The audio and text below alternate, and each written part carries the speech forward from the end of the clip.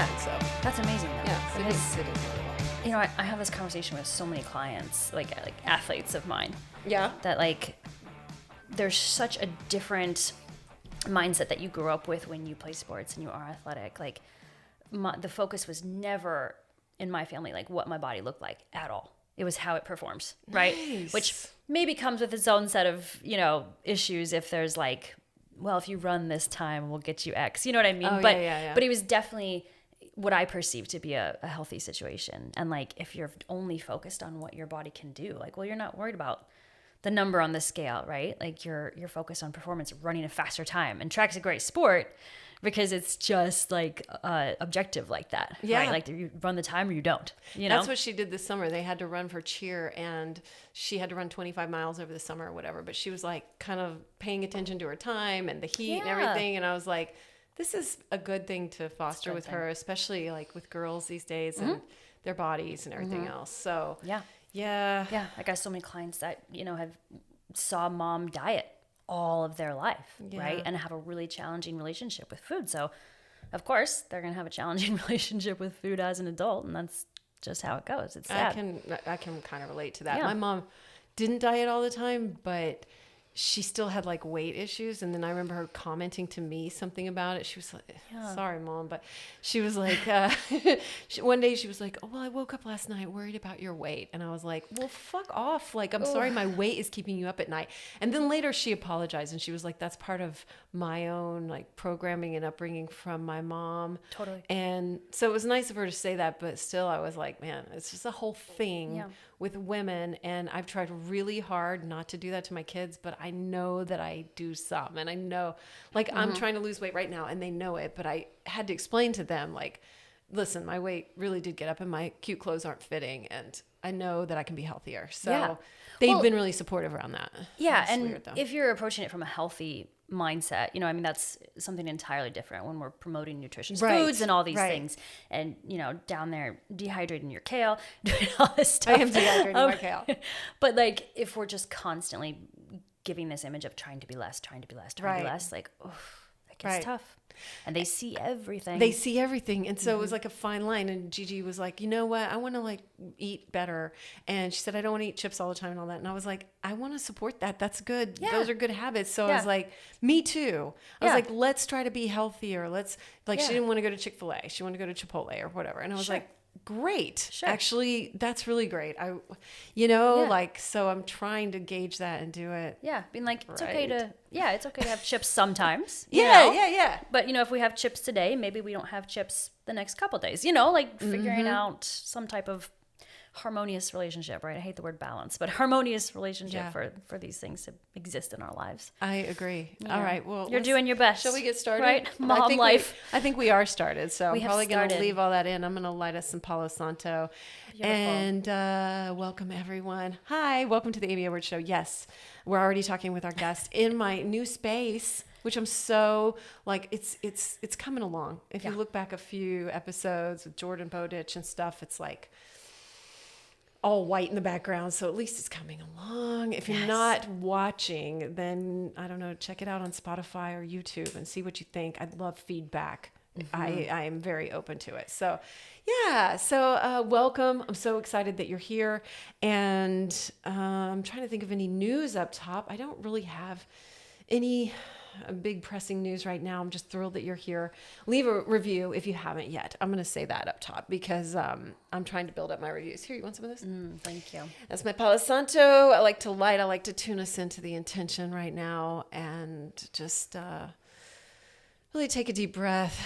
And I like to say a prayer for myself and for our guests that our words are led to your ears and hit the way that they need to, that our words are led divinely guided. So thank you for being here. And so we are getting started today with our guest, Bonnie Schroeder, and you are a transformation coach, among other things. Yeah. Also a wonderful host for travel. We just went to Egypt together, so I definitely wanted to shout that out with Trova Trips. And so if anyone's wondering about epic trips like that, you can find really trustworthy, wonderful tour influencers. I don't know. Hosts. Hosts. Yeah. That's the word. Yeah. Tour hosts. So thank you again for that. I'm just so happy I took the leap. I talked about it on a recent podcast. And so, yeah, so happy. Yeah. And I'm glad we get to sit down and talk about Yeah. transformation. Yeah. Everything. One of my favorite topics in the whole wide world. Yeah. I know that's how you describe yourself as well. So it's been so great getting to know you. And like the second time we met, I brought up the Egypt trip and you're like, we're in, like we are going. We met again at a party and it was just one of those divinely inspired moments where like, it's just meant to be, right? It was. You were meant to come on that trip and you guys had an extra special trip. Yeah, we did. That we got to be a part of. So that was so, so beautiful. And, you know, I love people like that, like the spontaneous people that are like, yup, I'm in, we're doing it. I know, just make a decision. Yeah. I don't know that I'm always like that, but you were that night. I think it's a practice. I just felt like something, and I was like, this is a yes, you know? And I like when you have those like fuck yeses and you don't overthink it. I don't know if that's something that you teach people, because we can get so caught up in our heads 100%. about overthinking and all that. So, 100%. you know, and it's what? Tell me. That's just tapping into that intuition, right? It's just being a little bit more in tune with, okay, if this feels like a yes, I'm not going to go looking for all the reasons that it should be a no, right? It's a fuck yes or it's a no. Yeah. So dive in, follow that feeling. And I think that if my brain did start to search for no's. Totally. Before the trip came, I mean, I might have talked to you about this. I was searching for every no. I was like trying to find reasons not to go. And I don't know why my brain was tricking me. But when we take a leap and when we take a risk, our brain can try to talk us out of it, even when it is a fuck yes. So what do you say to that as a coach? Right. There's so many things that it could be. And I think it's sometimes can get tricky to distinguish the difference between like intuition and anxiety, because you can have intuition about a situation being not great, or you can have anxiety about a situation. And I think both of those kind of can come up in similar ways, and trying to distinguish the difference can be really, really tricky, especially when you don't have a history or a background and maybe whatever's happening, right? You have no other resources to rely on how this might play out. Or even like things you can look to and go like, okay, I felt like that this one time before. Right. Like later you can draw on that, but if you're just experiencing, what do you do? Like, right. Yeah. I think it really just has to be that deep sense of inner knowing and trusting in yourself, which I think is another skill that can be built up, right? As humans, as entrepreneurs, taking these leaps of faith and trusting in yourself that like, okay, if I jump, like I know I can catch myself. And some of the best things happen from that. I agree. I'm on a big path of surrender, and it's just this constant like, okay, unclench your fists. Okay, relax. Okay, it's all right. You know, and it takes me like doing it over and over and still being okay. I didn't die. I'm not, didn't end up on the street. Right. I mean, like everybody's okay. And then I'm like, all right, it just reinforces it every time. So I have to like draw from proof then. Yes. Just trusting in yourself, trusting in your capabilities. Like, and once you've got a little bit of evidence in your bank that you've done it once before and everything turned out okay, then you can just start accumulating more evidence and more trust in yourself and more trust in that inner voice, no matter where it's coming from, head, heart, gut, like it's going to be okay. Yes. But sometimes surrendering can be the hardest thing. Oh my, it is for me. Whew. Yeah. Absolutely. Absolutely. So you have a focus on physical transformation as well. And you share a lot about that. I invite anybody to go check out the Instagram. Her Instagram's in the notes. If you haven't seen Bonnie, you absolutely should. Your body is amazing. Goals. And so totally. And you have a focus on physical training and attaining peak performance mentality through mentorship and one-on-one coaching. But I just hope that you can talk some about that and the result that you get mentally when you do that, because I'm working on that myself right now. Yeah, absolutely. So athletics has been a part of my life since day one, like just how we were having this conversation earlier. There was softball and soccer and cross country, and then track was really my first love. So I was excited to hear that your daughter was getting into that. But ran track in high school, ran track in college, had that amazing opportunity. And then after college, like so many collegiate athletes, you're used to having a coach, you're used to having this structure or 2 days, whatever. And then boom, gone. Like it's a very, very odd feeling. And you're left a bit lost. And it's kind of like, oh, okay, now what if I'm not an athlete? And nobody's telling you what to do. You don't have to be at practice. Yeah. Said rehearsal, but yeah. Same thing. Yeah. Yeah. That structure and everything that comes with that is kind of gone. So after college, I found myself like trying to stay in running shape and not really enjoying it anymore without the competitive piece. And I was a sprinter, so I didn't get the same joy from long distance running. Yeah. Ended up finding myself in a group of bodybuilding dudes at a local gym. And so I trained that way for a couple of years. Never competed with bodybuilding, but trained in that manner. Really, really enjoyed it. And that was the first time where I was like, oh, I can change things. I can build up parts of my body and I can change things and kind of mold and manipulate this machine to look how I want it to look and perform how I want it to perform. And that was really my first taste of like falling in love with weightlifting. Because with track, we didn't have much of a weightlifting program. But really, really got into it then, trained that way till maybe 25 or 26, found CrossFit. Really, really enjoyed CrossFit. But CrossFit is one of those sports where you have to be pretty good at a variety of things, right? It's this really well-rounded sport. There were some things I was just terrible at. And I'm also not a large person. Flipping a tire? I can flip a tire. Muscle ups, anything like walking on my hands, on like rhythmic things. Okay. Not so much. I wouldn't have guessed. Love to dance. Don't think I'm any good at it, but rhythmic things, and I'm also on the smaller side. So I would be competing against women that were, 50 plus pounds bigger than me and really, really strong. Yeah. But CrossFit led me to powerlifting. And that's where I really, really fell in love with lifting heavy. And I'm competing against people my own size and was seeing a lot of success with that. And at the time I was training people part-time in the gym, still had my corporate job that I was doing, and eventually decided to take a leap and pursue coaching full-time. And I fell in love with all of that. But then, like so many other trainers, you are like, oh, I can't really scale this if I'm seeing 10 to 12 people a day. I'm not even having time for my workouts. I'm kind of resenting being in the gym, which is the opposite of what I wanted this situation to be. Right. So then I decided to fully take my business online. I took my business online, and I've been coaching for over a decade now. Yeah. Wow. Yeah. Or just about a decade. I'm impressed. Yeah. It's been a journey.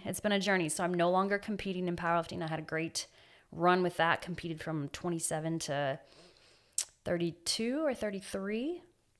Coached myself to a lot of goals that I wanted to hit and had a beautiful, beautiful time in that sport. And that led to so many amazing people and opportunities. And I will never say anything bad about, that world, but it was what it needed to be for me at the time.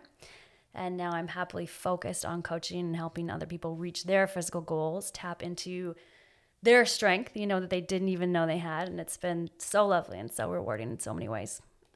That's awesome. Yeah. I'm so happy to know you. Long story crunched and very short there. That's okay. We can get into parts of it. Yeah. But one thing that kind of stood out to me in there is the mental transformation of thinking of your body as a machine. Yeah. Because I don't know what I think of it as, but I don't really think of it as that. Yeah. And I would like to start to think of it as that. Right. Like something I'm transforming into a peak machine, like a well-oiled machine. Yeah. And that's going to be a different definition for everyone, right? Sure. But I think generally speaking, that's something I need to like transform. Yeah. Yeah. It's very much an How do I do athlete. that? It's very much an athlete mentality, right? Okay. Like as far as we know, in this lifetime. I only did like ballet and dance growing up. I didn't really do, which is amazing. any other Dancers are badass.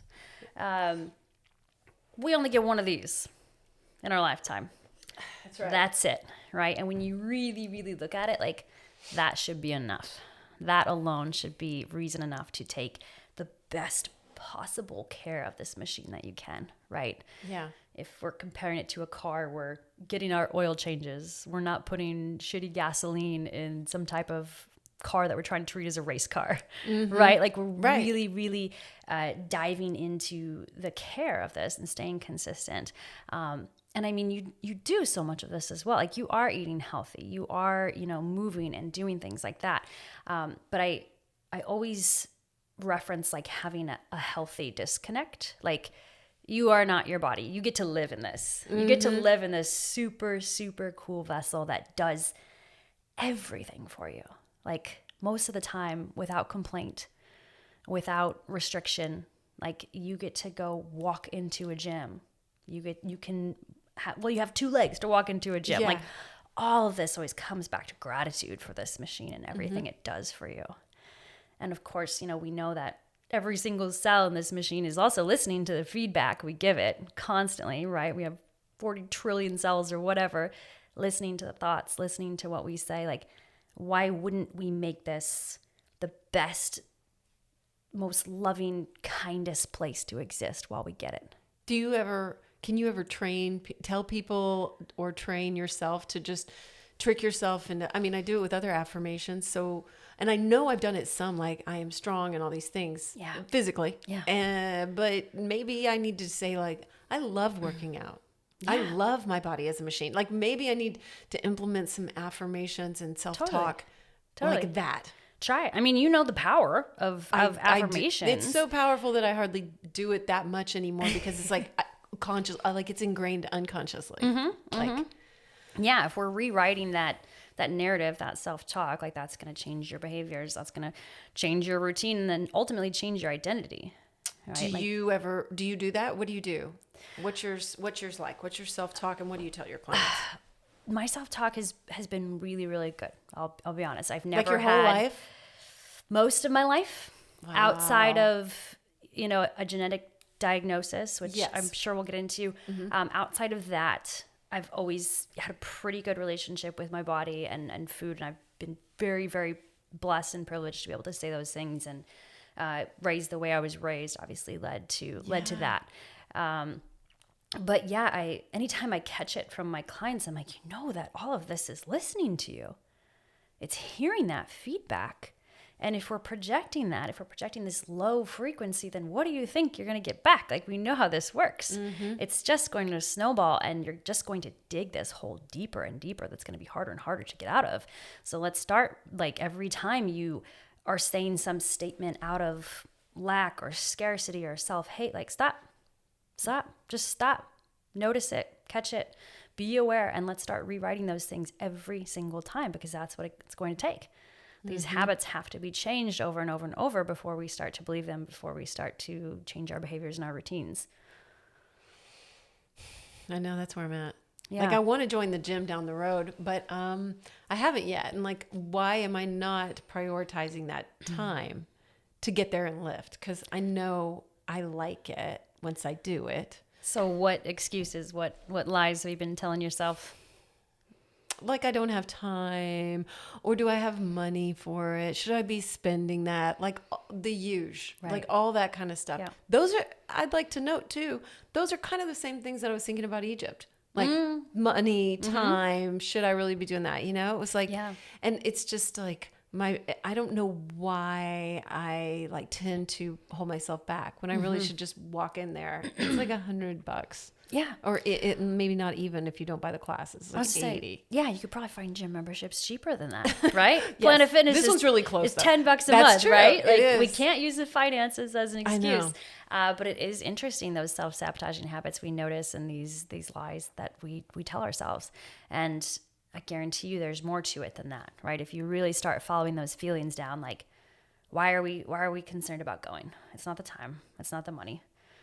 Are we worried about what people are going to be thinking when they're like seeing us in the gym? Are we like, I don't even want to like see myself in a mirror? Like, or is it that I'll have to do it then? And if I don't, I'm going to feel guilty. I'm going to feel like, oh shit, now I know. And now I haven't shown up for a week or whatever, then there's that. Yeah.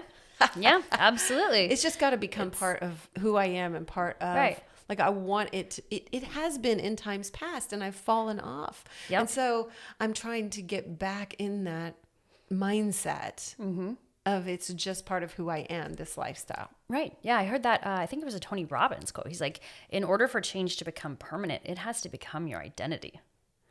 So how long was it before you even called yourself a podcaster? Yeah. Right. It probably took some time before you were like comfortable to adopt that title. You know what? And then they flip that, right? You can flip that and you just start saying it.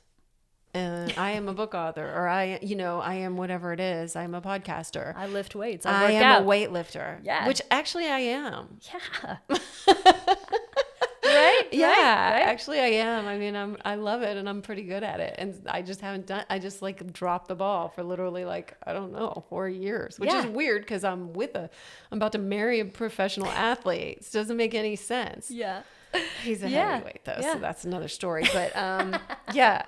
Well, so, I think, one of your innate messages is that we have the power and capability to transform ourselves. Anyone can, right? Yes. In your future with decisions you can make today. And I like that because it's this immediate thing. Yes. Like maybe after we film this, I should just go to the gym. Yeah. Yeah. And just fucking join. There's always some actionable step. And we know that big picture changes can seem overwhelming and are just like ended up paralyzing you by like looking at the whole situation, right? Yes. So maybe you should say that again. Like paralysis by analysis. Yes. That's it, right? Looking Big at picture. things from a bird's eye view can be incredibly overwhelming and just freeze a lot of people. It's happened to me so many times. So, okay, stop looking at the big picture situation. Like, what needs to get you excited for the gym? Like, do we need to go shopping after this and get you like some cute new leggings that make you feel amazing? Right. Cool. Start there. That's easy. Do you want to be like, Bonnie, what about just like an accountability coach? Like, what if we like just check in a couple times a week? Like, I don't need you to program for me, but I would just like that extra piece of accountability. Because I coach so many coaches that, they just want the accountability piece. They know what to do. They know what works. Right. They know what gets the job done. They know what's going to make the difference. Don't we all? I mean, to a certain degree. Maybe you don't know every single glute lift or whatever style of deadlift, but you know what? We know what to do. We know. Yeah. So much of that is just having a little bit of extra accountability. And I'm like, Amy, how'd your workout go today? Tell me about it, So it could be something as simple as that, or just getting the outfit or whatever, a pair of new shoes, something like that, something that's taking a step that direction. It doesn't have to be all in at once, but it does have to be enough to make it a habit. What are some of the most striking transformations you've seen that maybe when someone started down this path, or even with yourself, like that have really like moved you? I can think of one client who's turned into an amazing friend, and he's also one of our member coaches in our Not Dead Yet Life mentorship. He came to me around maybe 42 years old, was never an athlete, like was just kind of curious about weightlifting, had found me on the internet through some mutual friends. And watching his transformation, physically, of course, but also how he treats himself, how he speaks about himself, how he honors his body through training. It's not a punishment, right? This is an act of reverence. This is an act of love. Wow. He's able to recognize, when he should scale back, when he should rest. And so much of that new excited athlete mentality is like, no days off, you just get so excited about it. Pushing. Yeah, pushing too hard instead of being in tune and listening with what your body's really asking for. Yeah. So the growth just across all spectrums for him has been so amazing to witness. He's taking pictures without a shirt on, very obviously feeling more confident and comfortable with the machine he's in. And it's so, so cool to see. And I see him sharing that energy with other people in the group. And he's really focused on learning more about nutrition, has become a nutrition coach, so has just blossomed into this completely different person than he was when we first started. We've been together a couple of years now. It's been amazing. What's more rewarding than that? I love that that's a transformation. Yeah. Just saying this is an act of reverence, not like treating it like punishment, but I love myself so much that I do X, which I apply so easily to many things in my life, that I take the time to meditate, that I, cook for my kids or whatever it is. Yeah. That, why not add that, right? Yeah. It's just another act of self-love, self-care, right? Discipline is one of the highest forms of self-care. Yeah. So when it comes to eating nutritious foods, movement, lifting, resistance training, that just falls in that category. Are you ready to up-level your pleasure practice? I have in mind, and the main things that have helped me are the tools that I've found from Wands. Wands creates luxurious products that encourage us all to honor our body, celebrate our sexuality, and live in pleasure. with more pleasure all the time. One of my favorites, if you listen to this show, then you probably already know, is the Cervix Wand. Wands has trademarked their #1 best-selling glass pleasure wand. It's for vaginal and anal de-armoring, and it's designed for cervical and G-spot stimulation. And let me tell you, it's incredible. It's helped thousands of women become more connected to their bodies and their pleasure, and supports them to heal pelvic pain through self-yoni massage, and helps awaken more pleasure. Just recently, I've ordered the Venus Wand, another trademarked wand from Wands, and it's designed to activate and awaken the G-spot and more. Also, don't miss one of their new offerings, which are free bleed blankets that can be used as waterproof intimacy blankets. They have a beautiful selection now available. But take a look around at wands.com, that's WAANDS, because they have a huge selection of incredible items like yoni eggs, crystal pleasure wands in amethyst, black obsidian, anything that your heart desires, and so much more. Check them out at wands.com, that's WAANDS.com, and use my link in the show notes to get 10% off, or simply enter my code Amy Edwards at checkout. Again, that's WAANDS, wands.com. Y'all, I have started using higher dose products, and I am such a fan. You know, I don't put anything on this podcast that I am not 100% completely behind. And I have a special discount code for you for all higher dose products. I'm so excited. If you don't know, Higher Dose is a wellness company. They have wellness tech products, they have tools, they have supplements, and they have body care. They have so many things that are hot right now too, that are really biohacking and up-leveling our lives at home, which is really cool. They have an infrared sauna blanket. They have an infrared PEMF mat that I'm so excited to be sharing about soon. One of my favorites though is the red light face mask. It stimulates collagen, it activates glowing skin, reduces fine lines, regenerates cells, and it's soft. It's not like one of the hard plastic ones, so you can kind of move it around on your body, which I've been doing, and I am seeing amazing results. I am absolutely addicted to it. I use it every single night, and I'm using it in conjunction with one of their other products, the Glow Serum. And I'm very picky about what I put on my skin, and I am loving the Glow Serum.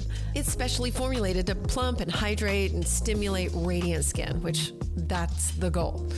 They have a ton of other products too. Magnesium ingestibles, magnesium body care, which has a healing oil and a serotonin soap that you can use in your bath, which I've been using too. It boosts your mood, enhances your skin, and deepens your detox, gets you calmed down. Anyway, I'm a fan, so I'm so excited to offer you 15% off using my code MAGIC15. Go to the show notes. You can click through on the link right there, or if you go to Higher Dose, just enter the code MAGIC15 and you'll get 15% off. Higher Dose has been featured in Goop, Glamour, Elle, Vogue, Bazaar, Allure, basically you name it. And there's a reason why. So go check it out. It's at higherdose.com and enter my code MAGIC15 for 15% off. Did you know that according to a study, 87% of women who have hair extensions lie about having them? And almost 2/3 of women have done some kind of hair extension at some point. So if you do the math, it's a lot. This show is all about letting go of judgments. So if you don't want to tell, I'm not going to judge you. And if you want to know the best secret for hair extensions anywhere around, it's right here in Austin, Texas at the Collective ATX. They have the most natural, lightweight, comfortable hair on the market, and they specialize in no damage to your natural hair like traditional hair extension methods, which I've tried them all. And I didn't even know that your hair is automatically damaged if the extensions are placed anywhere below your ears. Crazy, right? My hair is actually growing in and getting healthier now too. Plus, they keep all their extensions in-house, meaning that you don't have to wait at all. Not to mention color. I'm so picky, I did it myself for years because no one can get it right until now. They were named a top 200 salon by Salon Today in 2023. They've changed my hair journey. Let them change yours. The Collective ATX. Link is in the show notes. Tell them I sent you. Well, so if your body, your machine has been cooperating with you, how did you feel when you got your diagnosis? And can you talk about like that a little bit? And yeah. Did that sort of just make you go, I don't know, I'm not going to make any assumptions. Right. So little backstory on that. I was 26, I believe. And at the time, my mother was dealing with breast cancer and my father was dealing with prostate cancer. My older sister is a doctor in genetics, in cancer research. So she was like, we should probably get tested. If, both of our parents have this, there could be something going on with us. So let's be responsible, go get this quick blood draw done and see what's going on. And she was, 29 at the time. And for her, this was really a big important step because her and her husband were figuring out if they wanted to have kids. So this would have been, possibly a determining factor for them. And I'm 26 and running around living my life thinking this is a waste of time and waste of money, but whatever, I'll go do it to pacify my older sister. And so we went, I was living in Iowa at the time. We went to Iowa City hospitals, did the test, and thank God hers came back negative. Mine came back positive. That's so weird. That's just how it goes, right? That's just how it goes. Came back positive for BRCA1. And this mutation, basically I'm missing a gene. So I have a genetic deletion. And this increases my risk for breast cancer up to about 85% throughout my life and about 50% for ovarian cancer. And looking at my dad's side of the family, it's pretty obvious where it was coming from. So my mom was tested, hers was negative. Okay, that means my dad's a positive. And his mother had cancer, his older sister, him, and his younger sister. And his older sister had actually gotten breast cancer at 30, which is shockingly young, right? So there's something else at play here. So that was a diagnosis I got when I was 26. And the protocol that they have for this is annual mammograms, ultrasounds, transvaginal ultrasounds, and just your regular pelvic exam, right? So just more screening, but they recommend having a prophylactic mastectomy before you're 35 to reduce your risk as much as possible. Before 35? Before 35. Wow. Yeah. And then typically they recommend an oophorectomy, removal of the ovaries before 45-ish, which is tricky because that's still pre-menopausal. So there's a lot of hormonal implications. So I got this diagnosis and immediately just felt like my body was a ticking time bomb. Just the relationship that I had with it completely changed. And I was really mad. It's those stages of grief. It's denial, anger, all these stages. And I was very, very much in denial for a long time. And I didn't go to my appointments just because I didn't want to look at that. That so surprises me because you're so in tune. Yeah. Well, and the woman I know now is very in tune, Very much so now at 36 for sure. Me a decade ago was a different story. But didn't want to just look at that ugly piece of whatever I had going on and was really, really mad at the universe. Wasn't mad at mom and dad. They didn't know. They didn't know what was going on. But just mad at the universe for feeling like I was dealt a really shitty hand. Yeah. And just kind of not having anywhere to put that anger, that emotion. Eventually got on a better routine of going to my appointments and doing my screenings and blood draws and all these things. But there's so much anxiety around every appointment. I can totally imagine. Yes. So much anxiety that you hold on to, just simply wondering, is this it? Is this the appointment where I find out? And, I had one tiny, lump I had to have biopsied or something and do that whole thing. And I was like, whoa. I just felt for people that go through this because it was a lot just for that month or whatever it was. Yeah. Yeah. Waiting to hear the results. I had a biopsy done on this breast and maybe in 2020, I've always been very small, very dense, athletic pecs, so I could feel things very easily. And in 2020, I had maybe 2 little bumps that I found, little lumps, and they were nothing but every time it's just that overwhelming panic and fear of this is it. This is the appointment where they tell me I have cancer. What a roller coaster. And, I mean, you just be like, that can't be good for your nervous system. No, your cortisol is through the roof. So that was 2020. And of course it was hard to see doctors during 2020. So had to get creative with being seen and really stressing the importance of the situation. But that was 2020. And after those 2 scares, I was like, I'm done with this. Let's get this surgery scheduled. Let's get this on the books. So I made an appointment. It would have been spring of 21. Had my mastectomy. And, decided that I was in a good place emotionally with a great partner, spiritually, financially, like, let's do this. Like, I'm ready. I'm finally ready for this step. Had the mastectomy, went direct to implant. So they would literally just cut you open, take everything out, put the implant in, do the other side. And So everything. they don't have to take out your nipple. Take your nipple. I still have my nipples. It was nipple sparing. Usually, if there's already some type of cancerous growth, Then whatever they take happening, the nipple's got to go. Whatever. If my nipples have to go at some point, that's fine. Sure. It does leave a small risk leaving them, but my risk is decreased down to like 6%. Oh, or cool. 5% versus 85. Yeah, Great. 85. Yeah, I wasn't going to bank on that 15% chance of not getting it. And of course, when we're looking at holistic wellness, well, there's so many other lifestyle factors that can be the thing to turn on these genetics. I wasn't going to just rely on that either. So, there can definitely be some other sides to this argument, if you will, and how much risk you're willing to take, whatever direction. Well, I'm going to just try to do as much as I can both directions, So, yes, had my bilateral prophylactic nipple sparing mastectomy, direct to implant. And, I was never really big before. So I just said, put whatever you can fit in there. I don't want to deal with expanders. Yeah. Because that requires a whole other surgery. And then you have to be really delicate with these expanders for however long they're in.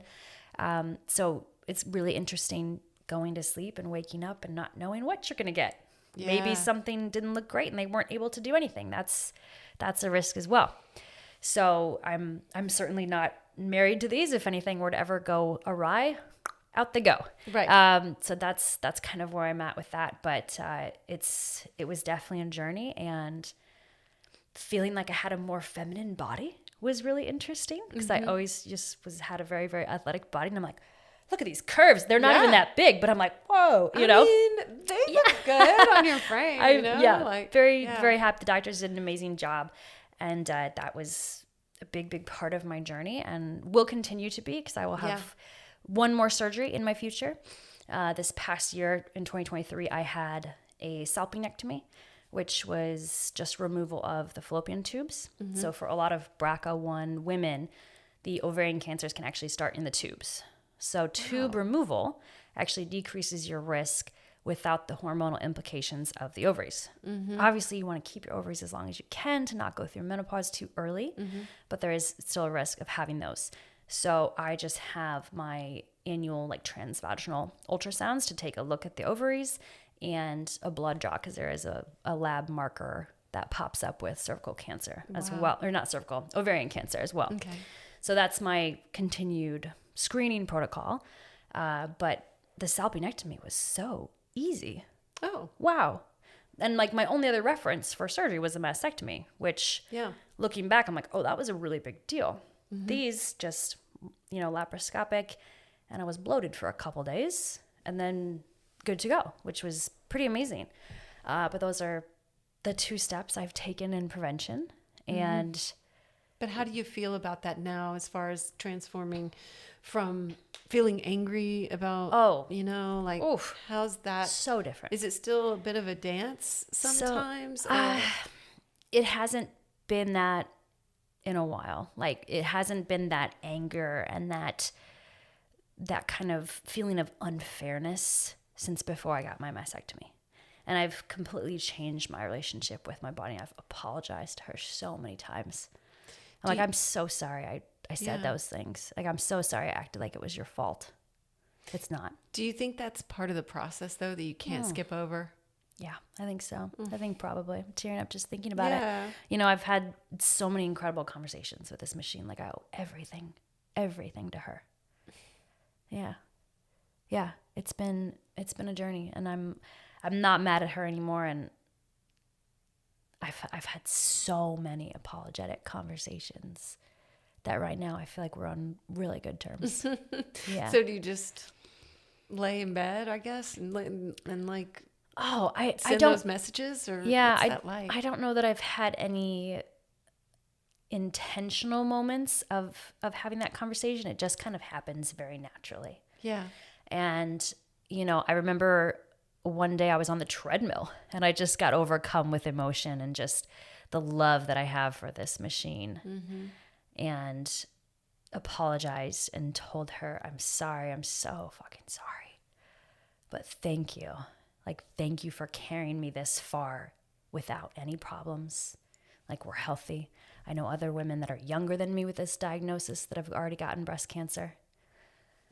And wow, yeah, the relationship with her is so different. That's very profound, because I think that there are plenty of people, I mean, maybe, you know, it took that for you to get to this relationship with your body. Not that you didn't have it before, because you kind of did have a good relationship, but now it's much more.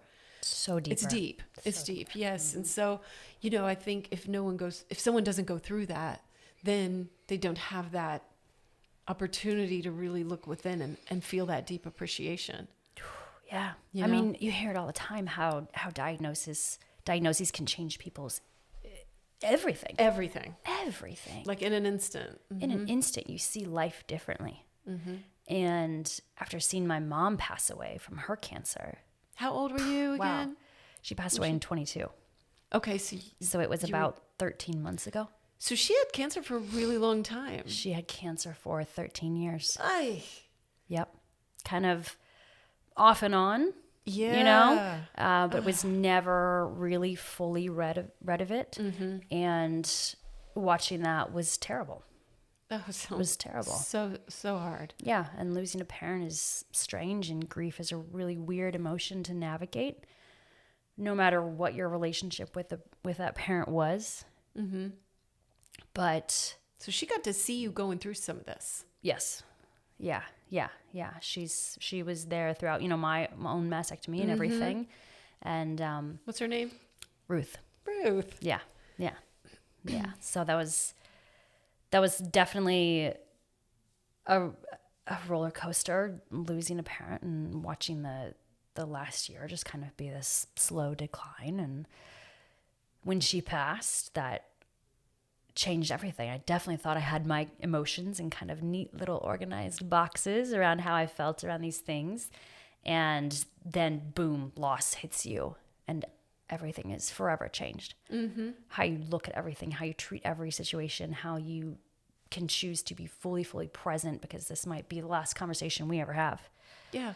Right? You're more present. You listen deeper. You feel deeper. You realize the incredible importance of everything. And I'm very aware of my own clock ticking. Yeah. I think that made me, I was 32 when my mom died, 37 maybe when my dad died. And I think it just made me grow up in a whole different way, you know, and that surprised me. I felt like it was a transformation in a different way into like just a whole different version of myself. You know, I remember after my mom died, my dad said that once, and he was like, I can't, like, you look different. And I was like, yeah, I felt different. Yeah, I am. How could I not be? I am. How could you not be? Right. Right. It's very impactful. Yeah. In so many ways. And so that's an interesting part of your journey, and just in general, like recognizing that we have these big opportunities to transform. Even my sister, I remember her saying to me once, she was like, we're the oldest generation now. I was like, oh my God, we are. And, you know, it was just like a moment of, oh shit, we are. And so, you know, there's just a lot of realizations around the way. Oh, 100%. I think those mortality moments, I guess is what I like to call them, you know. Yeah, they are. And if you haven't had one yet, well, they're coming. And, you know, very blessed to have a partner that has also gone through loss and was able to relate and understand everything that I was going through as I was navigating that whole journey. But, you know, I think of my own mortality moment at 26 when I was diagnosed, and that's one of those moments that changes your life forever. And a big loss, like the loss of a parent, is another one of those moments that changes your life forever. And it makes you a better coach for all these people in so many A better ways. everything. A better everything. Everything. You know what? It does. Friend, partner, everything. Do you feel like for those years when you were angry, you were holding back from letting yourself learn from this? Completely. Completely. I think at 26, I was much, much less aware and less conscious than the person I am now. I was very much living in this in this very masculine state. That's when I was really, really starting to focus on competing and just, I'm not looking at problems. I'm just focusing on this, got my blinders on. So completely, yeah, I'm able to look at it with just the most different perspective now. Do you think that's a key to transformation? Yeah. I think maybe it is too. Just that willingness to learn from it rather than be pissed off or, Yeah. And I mean, it's a very natural feeling. I think it's a step that many people go through. I think those steps are important because you're getting familiar with those feelings and why you're feeling those feelings and kind of being able to assign them to things rather than just not knowing where to put this rage or anger or grief or denial or whatever that may be. Like, you're actually gaining emotional intelligence from all these experiences.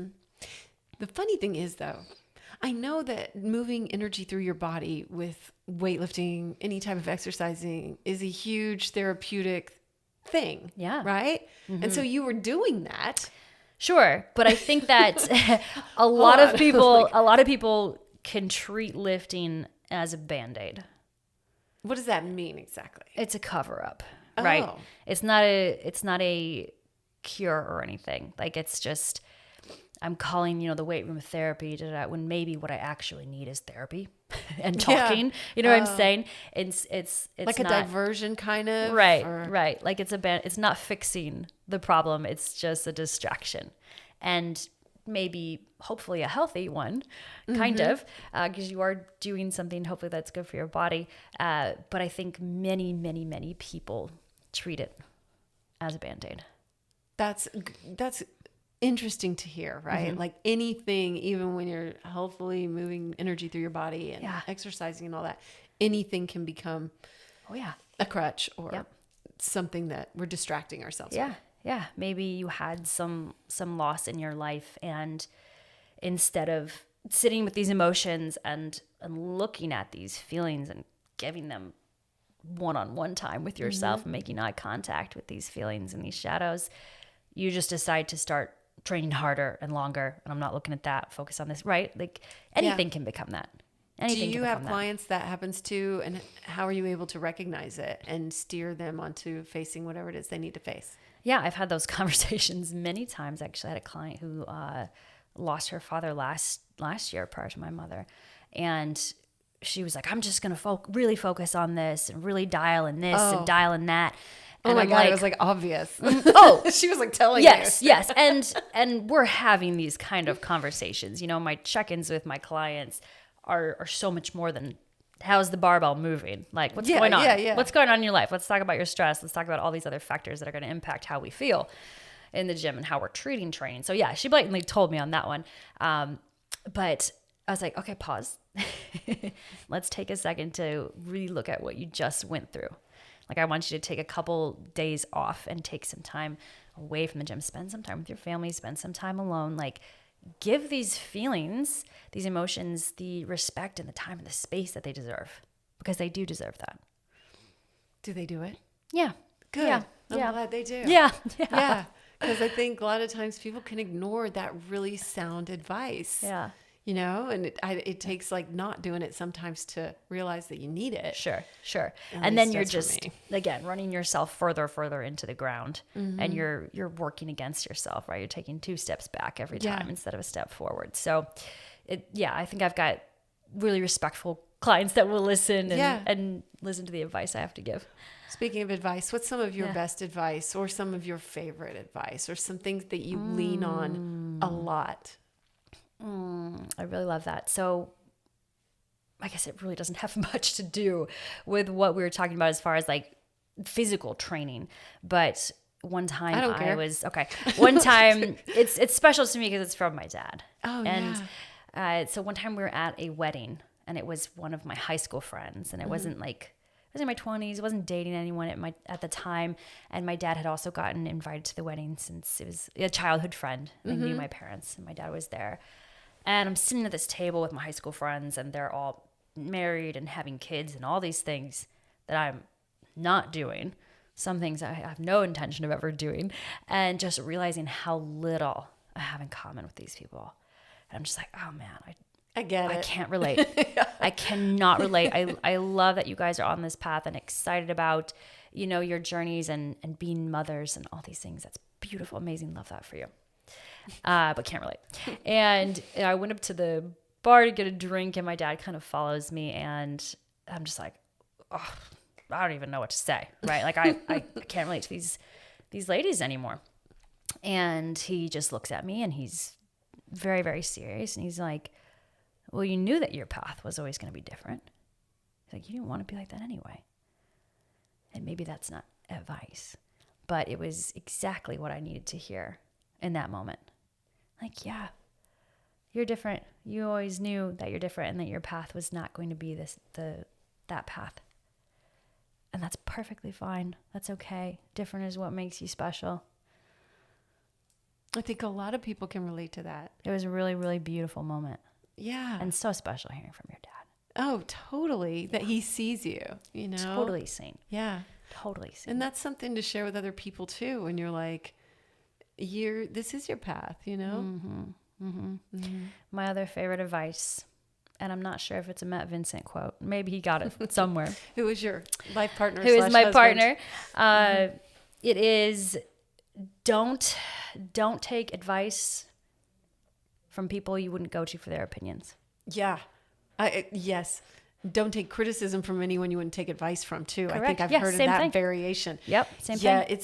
that is so true. And I forget it so often. You'll yeah. take that one comment so hard on social media or From whatever. a stranger. Are you going to call that stranger for advice when you have something going on? No, of course not. No. Of course not. There are people, that we should have in our lives that we love and look up to and respect. And those are the opinions that matter. Yeah. That's the advice you should seek, right? Don't let some random person on the internet have access to your emotions and energy. Mm-hmm. What an incredible waste. Absolutely. But that is, I think, always a beautiful piece of advice to check in with, especially when you are active on social media and you are putting yourself out there to the world. Well, that's gotta be something you keep in mind. Which you do all the time. I admire how quickly you post too, because sometimes I drag my feet on it, and you don't overthink it sometimes. Oh. And you just go ahead and put something out, and I'll be like, oh, like in Egypt and stuff, you'd get something out, and I was like, man, I wanted to post something, but I wasn't sure what to post or blah, blah, blah. Yeah. And you just can speak from your heart, and that's a muscle that you exercise too, I feel like. And yeah. And, when it comes to social media, thank you. Social media is so weird and different than it used to be. Mm-hmm. And, things have very different engagement and reach, and it's not the Wild West it was 10 years ago, right? So I think that we can either let that be a little frustrating and affect us and be a hole in the energy bucket, or we can just let it be liberating. I'm not too worried about appeasing the algorithm. Yeah. I like this. Mm-hmm. I'm going to post it. And maybe that's not the best thing for a business, but my page is a blend of both, right? It's me, it's what I do, it's travel, it's lifting, it's spirituality, it's breathwork, it's all these things. Mm-hmm. And I realize that's probably not the best way to do it, because niches are the way to go. But I don't even know anymore. If you're trying to grow a page, don't know. I think there's probably a strong argument for it. But I'm just this is all of me. Mm-hmm. And if you're here for me, you're going to get all these different pieces. So here you go. And I've chosen to let it be liberating. And they are all valuable parts that we can explore of transformation. At least they are for me. Yeah. I mean, everything that you just listed. I'm that's part of it. And those are all the practices. That's the person I want to be that's in tune with those practices. Yes. So, Thank you. I'm validating the shit out of you right now. Yes. Received. I'm just soaking up all that good stuff. I don't have any problems with compliments. I'm yes. Thank you. I don't believe you. Continue. Tell me more. Yeah, I know. I feel kind of bad. I didn't give you as ringing of a introduction as I should have, because you're a transformation coach, but you're also part of the brand Not Dead Yet. You know, you do so many things other than be a coach like you were just listing. So yeah. And you've started your Reiki training. Yes. Right? Yes. Got my level 1 last year. So I got my breathwork certification a while ago. And so I'm able to kind of infuse Reiki into the breathwork sessions, which is really beautiful. Hosting those in our gym on a monthly basis has been amazing. Oh, that's so cool. So heart-filling. Yeah. And then, you know, the travel aspect too is such a big part of it. You're opening yourself up to all these different cultures and to all these different vibes everywhere. For transformation, right? For transformation, that's right. You've never gone on one of these trips and haven't been changed by it, right? That's what's supposed to happen. That's right. What's your most meaningful trip? Oh, I know. That's a tough one, especially when we just got back we from just Egypt. did so much. Yeah, Egypt was amazing. But being in Uganda with Fight for the Forgotten was pretty impactful. And I know you've been there and seen that, but that was really my first exposure to that level of poverty and being immersed in that and living with the Batwa community for a week with your amazing fiance. Yeah. Like that was it. You know, I had this moment of coming back to service and getting back on social media and like sharing some stories. And I made the mistake of like scrolling a little bit. And the first thing that popped up was like hair and tanning and all these things. I'm like, that is so unimportant, you know, and I know I'll care about it again. Fine. But like in the moment, all I'm thinking about is the week that we just had where we brought a live goat and chickens and things to feed these people and seen, you know, the conditions that they're living in, which is great now, but thinking about where they came from and now they have clean water for the first time in their lives and just really having this incredibly impactful perspective shifting experience. And maybe it sounds cliche, but understanding the abundance, like the extreme abundance we have here, it shakes you. Like it just rocks you to your core. I came home and like looked at my closet and I'm like, what am I doing? Like in what world would I ever need this many clothes? So Uganda was big, really, really, really big. And that's still very, very fresh in my mind. That was just November of last year. So I'm still processing and integrating that trip, to be honest, because it was a lot. It was heavy. There were some hard moments and tough things to look at that, you know, we're just so far removed from here. Yeah. And I think there's like, you have to just sort of get into a space of accepting this is the hand I was dealt and now I can help. Yeah. And like, I don't feel the hand they were dealt. And right. Like their lack of resentment toward me for the hand I was dealt was striking to me. Like they were just nice to me to be nice to me. And I was like, everyone there. And I was like, wow, I don't know if I was in your shoes, if I would be, I would probably be resentful. And so the fact that was really impactful to me. And I was like, all right, you know, how do I not feel guilty and, you know, just accept that this is life. We're all just in this. We're all in this, right? We're all the same. We're all connected. You just happen to be dropped into that body in this time at this place. And that's it. And that's it. And that's it. I know. If you get a second go, you know, it might not be the same, right? You might be a fat, happy house cat. I don't know, right? Like that actually sounds pretty good. But like we just don't know. Right. We don't know. So I didn't feel guilt, but I had a bit of disgust, I guess, if you will, for my priorities at the time or maybe prior to the trip or just how I'd been living life. And just realized there were a couple of things I needed to realign on. Like what? Materialistic abundance. Like I said, that moment with my closet. Like I came home and I got rid of so much stuff. Really? Oh, big purge. Wow. Big purge. And I feel like I do after every trip to some capacity. Like we're doing van life right now and you're like, oh, I don't need much at all. So there's always some type of purge after every trip. But that one, got rid of a lot of stuff. And I was just like, like I just stood in there and just stared. But yeah, materialism for sure. And then just the ridiculous amount of gratitude I have for the home that we have and having a secure house and walls and a ceiling and floor, like basic human things. I can go to the kitchen and get fresh water. I know. Toilets. so much fresh water, we pee in it. Yep. Like, what? I know. It's really striking. Striking. And gratitude for just being here with infrastructure and how trash is handled and just all those things we don't look at and take for granted. And you're like, oh, it's not the same everywhere else. No. Not even close. So, all right. Well, let's talk a little bit about daily practices and what you recommend to people and how you've grown yours and what they're like. Love that If you question. don't mind. Yes. I'm all about these practical habits. So let's do that. Yeah. I don't think mine are anything special or groundbreaking, but I always come back to gratitude. Right. And it's a conversation that I have with clients, whether that's training clients, whether that's mentorship clients. It's like, hold on, pause. And, just with what I said about abundance in our lives, like you can afford a car that you drove to the gym. And you can afford a gym membership. You walked into the gym on 2 legs, like really slowing down and counting these blessings. And like, even as like we think we have nothing to be grateful for. Okay, do you have a fridge with food in it? Like, let's be real. Of course you have so much to be grateful for.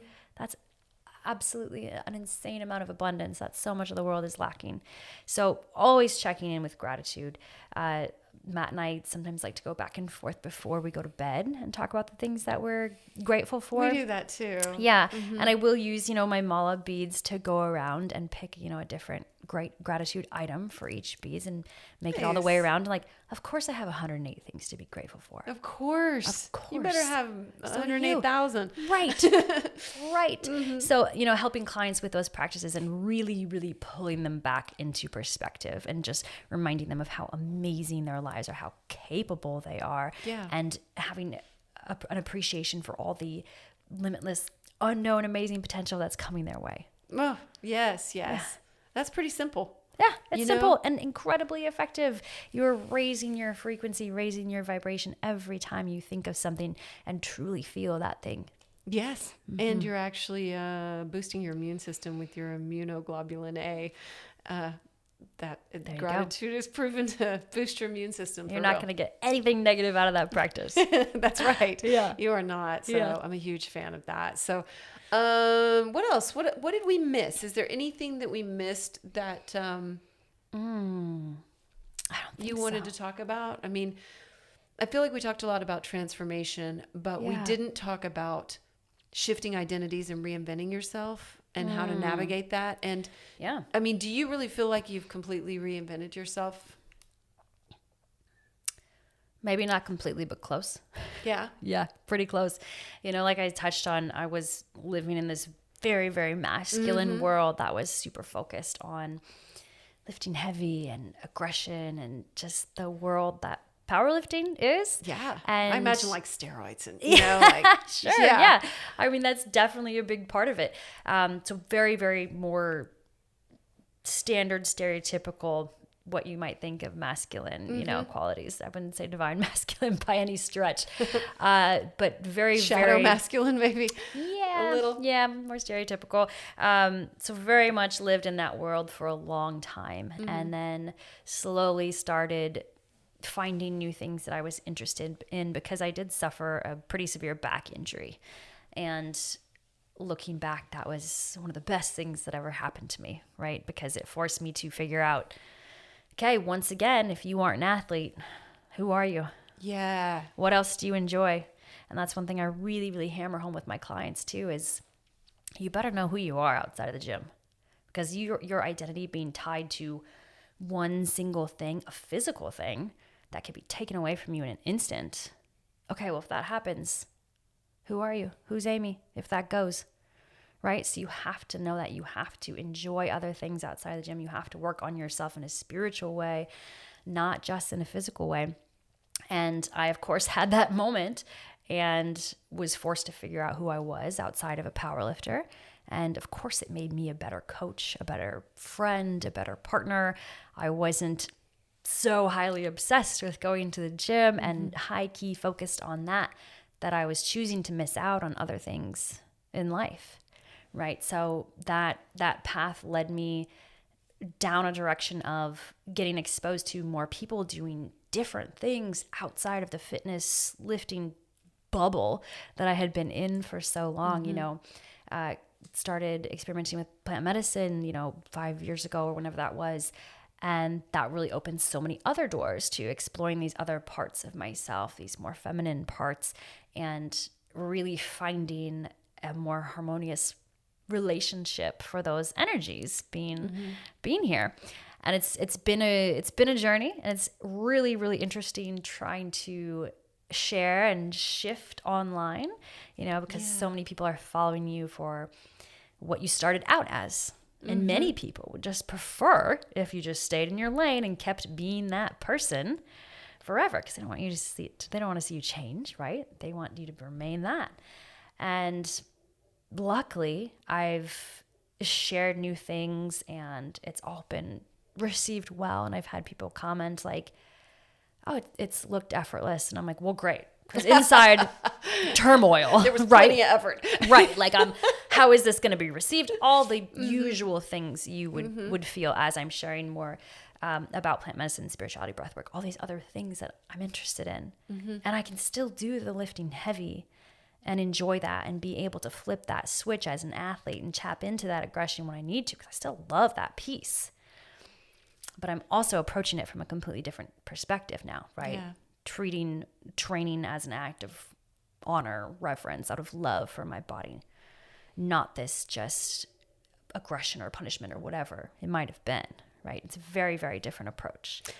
Yeah, it's interesting how that went along with you choosing to go forward with the surgery at Completely. 2018, 2020, Completely that, along the same timeline. Yeah.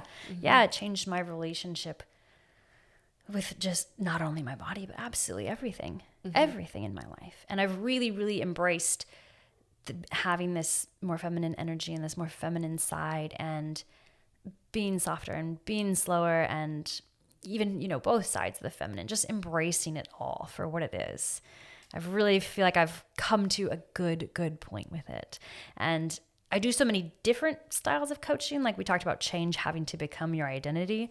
I'm like, well, I do the one-on-one mentorship, the breathwork, the coaching. And then I'm like, transformation coach, because we need to get all of this grouped under one umbrella here.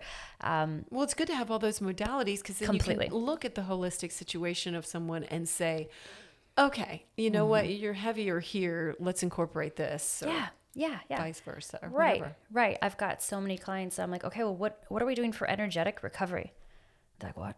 What's energetic recovery? Yeah. Like, maybe try some Reiki, try some breathwork, maybe go get a sand bath, any of these things that maybe they didn't look at before, because otherwise you're trying to build this foundation of a building with like half the materials. Like, we can't neglect these pieces. Like, they're essential to this growth that we're trying to find. So shifting identities is uncomfortable and weird and not effortless, although I appreciate the person that said that to me. But that's change, right? That's growth. It's always going to be uncomfortable while you're climbing that mountain, but it's always worth it. I totally agree. All right. As we're wrapping up then, is there anything that you want to leave everyone with? Any thought or anything you want to reiterate, or just something coming up, or even anything that we missed that you'd really like to talk about before we go? Yeah. Great question. Coming back to where we spoke about trusting yourself. I really like that concept. And at such a deeper level, we have to really grasp that and embody that trust, because that's the first step of any transformation, right? Is trusting yourself that, okay, if I step off the edge, like, I know I'm going to catch myself, right? Because no one else is going to do it for you. Like, you've got to be the one that has full belief in your capabilities, in that trust, in your potential. And once you've done it once, it just gets easier. Keep building that evidence. Keep building up that evidence bank, that when something does arise in the future, you can look at that and say, oh, I've handled this before. It's going to be okay. It's like working out a muscle. Same thing. Yep. Just getting reps in. Yeah, just getting your reps in. Exactly. Just getting your reps in. in. Good. Well, how can everybody find you and work with you? Yes, you can find me on social media. I'm on Instagram at Bonschro, BONSCHRO. Feel free to book a call with me, shoot me a DM. I will respond super quickly. and we'll figure out whatever it is you've got going on. That's so nice. And then also, I wear Not Dead Yet all the time. So if anybody's interested in, it's all on your link in bio too. It's I believe. all I in the pulled link it in up. bio. You can find a bunch of cool stuff in there. You can book a call with me. You can come to a breathwork class. You can figure out what group travel we've got coming up next. Oh yeah, actually, yes. Yeah. I'm glad you mentioned that because I wanted to just, again, highlight you have Galapagos coming up this year or next year? It's going to be in December of 2024. Yeah, the trip will launch in March. So it isn't up there yet. Oh, okay. But it will be soon. We're going to be taking a group of, I think, like 16 or 18 people to the Galapagos with us, which should be like this amazing, so tempting, wildlife-focused adventure. So really, really cool opportunity there. But yeah, you can find a ton of stuff, link in bio. Our clothing brand is notdeadyet.com. Our mentorship group, you can find out more information on that. It's ndylife.com. And we do have a couple exciting retreats coming up as well. How do you feel about that? Not Dead Yet. The name. Yeah, I mean, it resenates in every possible way. Yeah, I bet. Every possible way. Did you help think of that? Or did you and Matt think of that together? Or? So it was a tagline that we had used with the old clothing brand. Yes, so much. I remember. And that was constantly, doing really well and hitting a note with people just on a deeper level. And so the brand actually rebranded at the beginning of 2023 to Not Dead Yet. And it's just very simple, very straightforward. Like, you understand what that means, and everyone can resonate to that with their own story, their own experiences. So it's been really beautiful to see. That's right. Yes. Yeah. And I love the quality. I love this. You've sent them to Justin and then I steal them. So thank you. Yeah. Well, you're welcome. So if anybody sees me in a yellow gold beanie, that's theirs, and it's the best. NDY. Yeah. It's NDY. A way of life. Well, thank you so much for doing this. I'm so happy that we got to while you were here in town in real life. I loved the energy of being here together. And so thank you. Yeah. And yes, I'm so happy to have had these experiences with you already, and I look forward to many more. Oh yeah. And you're just such a special soul. So thank you. And thank you for, the person you continue to push yourself to be and grow into and to expand and share with others. Yeah. Thank you. Transformation. Transformation. We need just love big you so transformation much. Shirts. Let's transform. Thank you for being here, because you're showing up for your own transformation just every time you show up for these podcasts, because that is, again, I sound like a broken record, I know, but every time that we show up, in that space, we are inviting that energy in. So thank you so much for being here. I am thrilled. Please rate, review, subscribe, all of that stuff. You can find all the links on my amyedwards.info page, including my courses. And I love you so much. Everything's in the show notes about Bonnie too. Please follow her at Bonnie Schroeder, BONSCHRO on Instagram. And I guess that wraps it up. I'm just thrilled to be here. We have a lot more great episodes coming up in the next couple months with amazing women in particular. So I'm stoked about that. So thank you to our guest, Bonnie Schroeder, today. Thank you to you for being here. Till next time. This has been the Amy Edwards Show from Overcome Studios. Remember to rate, review, and subscribe. And thank you so much for being here. Sign up for our newsletter at amyedwards.com.